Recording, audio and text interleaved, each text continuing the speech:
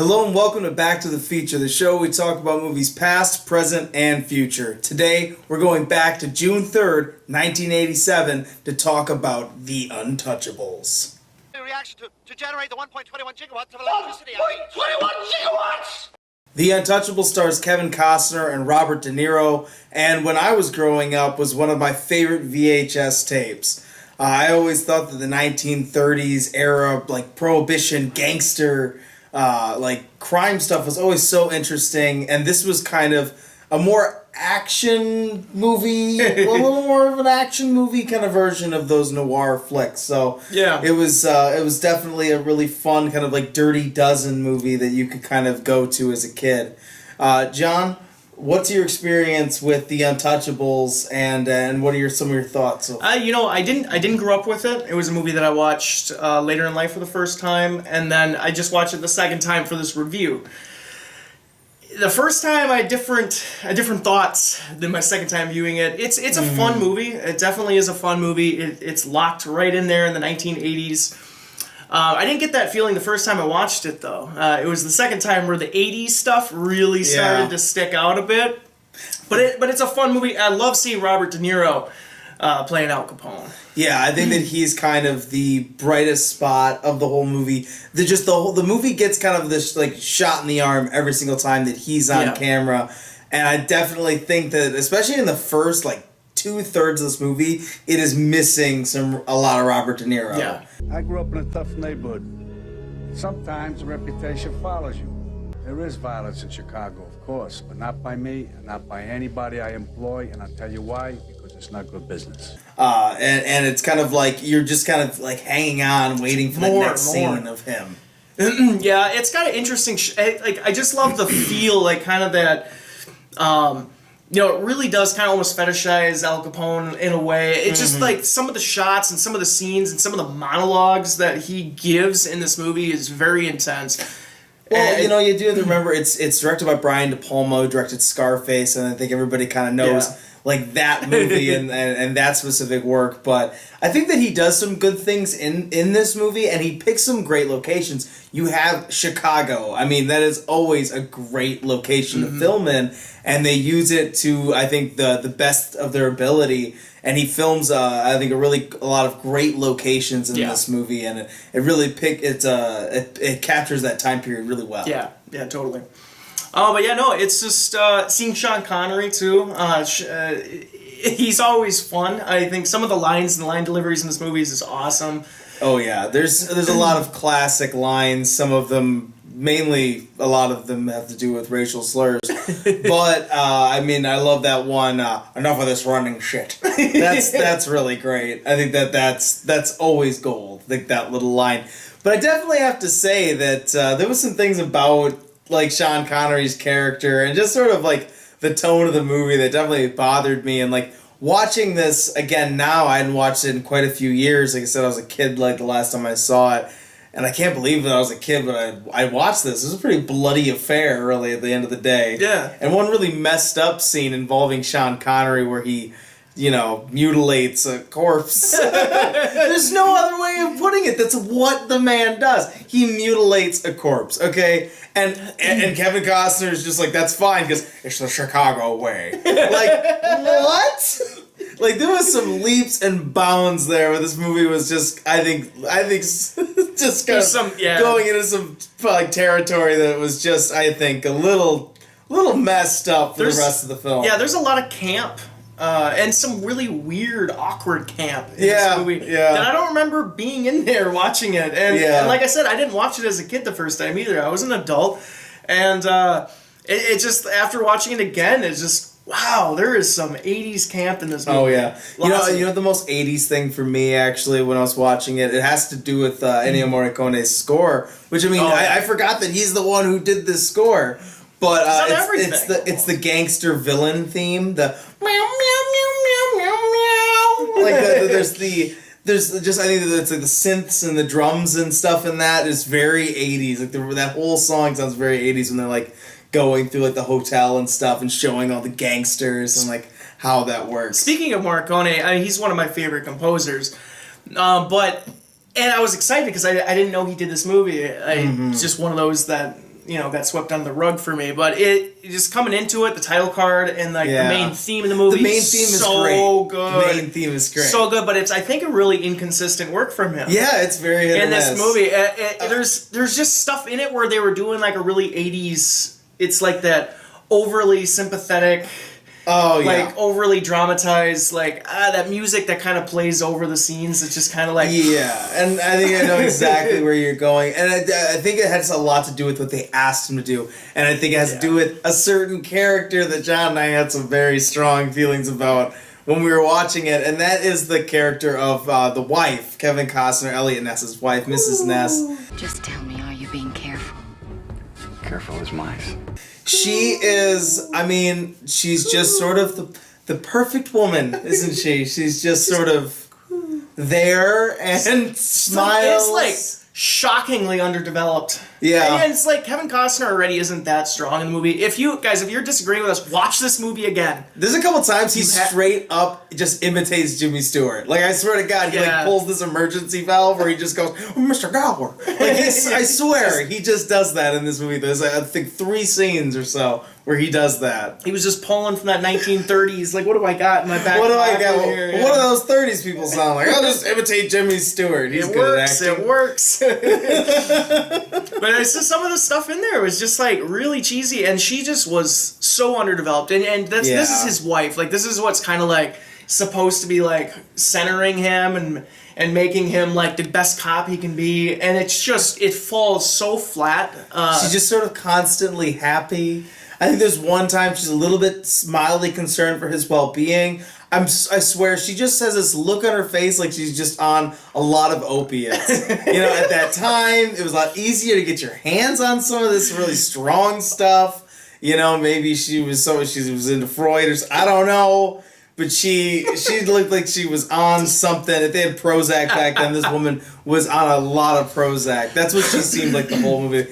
I mean, it just sells her really short. I mean, the way that she's performed, like she doesn't have a thought in her head. There was like nothing given to her. Which, yeah. All movie. The whole movie. That's it was like the biggest thing because there's supposed to be that emotional drama and kind of like that weight behind Kevin Costner's character, and it just wasn't there. And that he's gonna have nice to have a family. Yeah. They say it a lot. They say that a lot. It's great to be married. Great to be married. Yeah, they say that like 50 times. Nice to have a family. Yeah, they kind of hit you over the head with that, and because that's the leverage they keep using. He's a family man, but he wants to attack the mob, but it's a Chicago way. Yeah, it's funny. It's just a bizarre movie. It's funny. Well, at least it had its well-defined rules, right? Yeah, we understand what the Chicago way is. Yeah, you say that watching as a kid, and it is bloody, but it is a very like family-centric film, I would say. Yeah, weirdly enough, it is. It's one that you could show younger audiences. Because you don't want to show, this is 10-year-old want to sit through a 3-hour Godfather movie? Probably not. Probably hold their not. attention very well? Probably not. But I think we said it right away. It's kind of like the tombstone of like of crime movies or of like gangster crime movies. It's a little more action heavy, a little more simple, and just kind of cuts straight to the chase. You know. Interestingly enough, looking at some of the information for this movie, Sean Connery won an Oscar for this movie. I know! That blew my mind. I mean, he's funny in the movie, and that's about it. It's him doing a bad Irish accent and being funny. And there's a scene with... Well, are we doing spoilers? This is 30 years, guys. Yeah. This is 30 years. So Sean Connery's death... It's not Sir Sean's best moment. It isn't. It is really... We just bust out laughing during it. I felt really bad. It's last little hop into the doorway that is... He just... Oh, man. Maybe there's just no way of making that look good, but it was just not his finest moment. No, it wasn't his finest moment, but it's crazy because they gave him an Oscar for it. 1987 must have been a weak year. I don't know. It's just that like you just have all these we move through this like year, so many of these classic classic movies that Sean Connery's been a part of. I mean, he's a staple, like an iconic actor, and this movie is the one he won. reading it after we got done with the movie was like, wait a second, what? like, hold on a second, this actually happened. I mean, I definitely have seen it before where they give someone an Oscar, I think, for he's fine. a role that they did before, not the one they're getting it for currently, but that's ridiculous. I mean, he's fine and he's fun. He's Yeah. definitely fun, but Oscar caliber? No.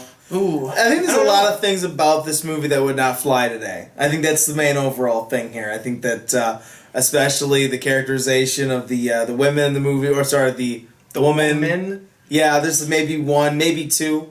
Oh yeah, There's a that brief one that scene with the shows up. mother after the child gets bombed in the beginning. Yeah. Which that was a really bad actress as well. I mean, it was like jarring how bad that was. Oh, and and I can't forget, I mean, the iconic scene on the staircase. But this time when I was watching it, I could not help but think, that woman on the stairs, I mean, come on, lady, how long does it take you to figure out how to arrange your bags and get the baby and the stroller up the stairs? She's like 5 straight minutes. And honestly, what is Elliot waiting for at that point? I mean, if he would have just went down there already, I mean, there's like 5 whole minutes of her trying to figure out the logistics of getting up these damn So stairs. there is no mother in history that doesn't know how to get the baby up the stairs. The baby, Honestly, you just grab the baby, throw the bags in the stroller, walk up the stairs. Honestly, Done. once Andy Garcia shot that guy in the head, they should have just taken the baby like with them. They're just like, honestly, we need to lady, find a better home. Yeah. This baby's obviously not safe with her. It's definitely probably not safe with them either, though. What annoyed me the most about that scene is that it was just poorly directed tension. Because it's so long. It's just like, this is not real. Like, this is not happening right now. Mm-hmm. Like, there's no way that this woman is taking this long to get up the stairs. It's like cheaply building tension. Mm-hmm. When there could have been other things going on in that Well, I mean, there's scene other things to that build it's the building tension, up, but- though, that I think what it does really well is that it sets the stage and shows you logistically where everything is, so Yeah. that when everything does set off, it's like a Rube Goldberg machine, you know what I mean? Where you set up where all these sailors are standing at, and where the gangsters come out, where he's gonna stand at, you know, where the stroller is, where Elliot is on the stairs, it all makes sense. And that's actually the good part of the direction there by Brian De Palma. He sets up a really great action sequence, and that's why it's memorable. With Andy Garcia at the end sliding out, catching the fucking stroller, and then blowing the dude's brain out. You take him. Like, I mean, that's cool. It's cool. It's a very cool scene. But yeah, I think at the end of the day, it's pretty unrealistic there. The lady trying to get up the stairs, how long it takes her and everything like that. But that's all part of the movies, I guess. So we've covered today The Untouchables, a film, like I said, that had a little nostalgia value for me and definitely wiped the rose off of my glasses. So, John, what did you think of The Untouchables, your final summary and grade? Well, you know, we're making fun of a lot of it in this movie, but it is still a really fun movie. It is a classic. It is a staple of the 80s. It's fun. It's a fun movie. There's some cheesy acting. You know, but there's a lot of memorable lines. There's a lot of memorable moments, and it's a lot of fun. So, overall, I'd probably give this movie a C+. I think that's where I'm sitting at with. So, I definitely think that that's fair. I mean, as much as, and John said before, I mean, as much as we made fun of it, as much as it, yes, is flawed, it is a very solid, fun crime movie, and I think that it's definitely worth anyone's time for the ensemble cast, which is fun to watch a young Kevin Costner and Andy Garcia, and also a really fun performance by Sean Connery. I mean, I don't think it's anybody's best moment, but it's definitely a fun collection of people and talent all coming together in a fun setting. I mean, definitely could have used maybe a little bit more De Niro just to kind of push the movie over the edge, and I think it could have been a real classic. I think if we had more of those interactions, and maybe a few more of those awesome monologues and lines from him. But overall, though, it was definitely fun to watch this one again. And I have to say that I'm probably going to give this one also a C+. Solid film overall, but definitely cheesy and maybe a little antiquated with some of the ways that the plot and the story works out. But that has been our 30-year anniversary review of The Untouchables. I hope you guys enjoyed it. Comment down below on your thoughts, and if you've seen The Untouchables, tell us what you think about it, and you tell us if we're wrong about our grades here today. You can find us on Twitter at BacktoFeature, and you can find us on Facebook at /BacktoFeature. I've been Giovanni Carlo. and I'm John Vandaloo. And we'll see you guys again next time. You fellas are untouchable. Is that the saying, no one can get to you? Hey, everybody can be gotten to. I'll tell you one more thing. You got an all-out prize fight, you wait till the fight's over, one guy's left standing, and that's how you know who won.